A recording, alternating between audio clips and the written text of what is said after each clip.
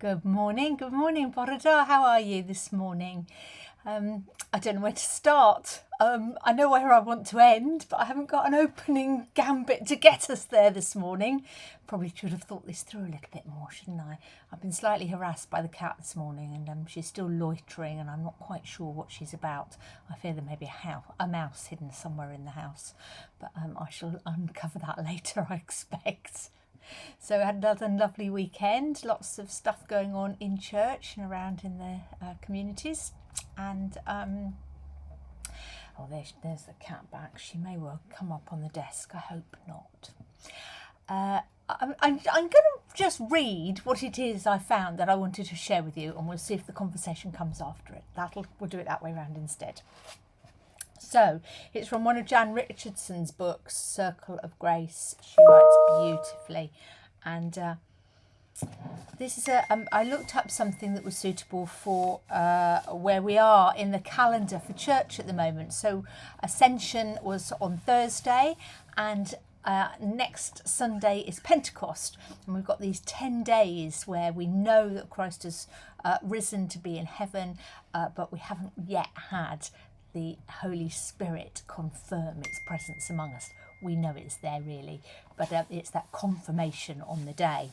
And I found a beautiful, beautiful blessing from Jan Richardson called In the Leaving, which I take to be an interpretation of hers about Christ leaving the disciples. And this is what she writes, In the Leaving. In the leaving, in the letting go, let there be this to hold on to at the last. The enduring of love, the persisting of hope, the remembering of joy, the offering of gratitude, the receiving of grace, the blessing of peace. Beautiful, isn't it? And I can see that she's written that entirely around the idea of what Christ left behind and what we have with us, for us and around us in terms of his presence that he has left, even though he has physically gone.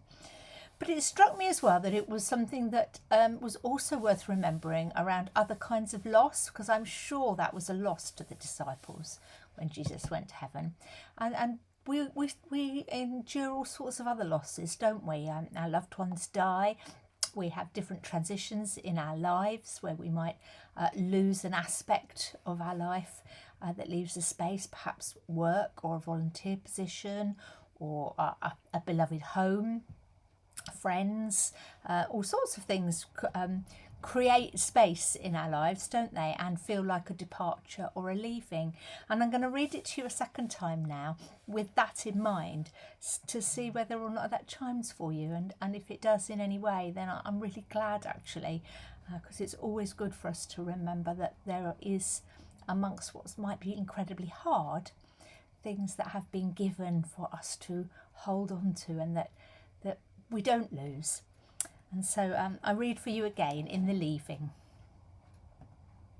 In the leaving, in the letting go, let there be this to hold on to at the last.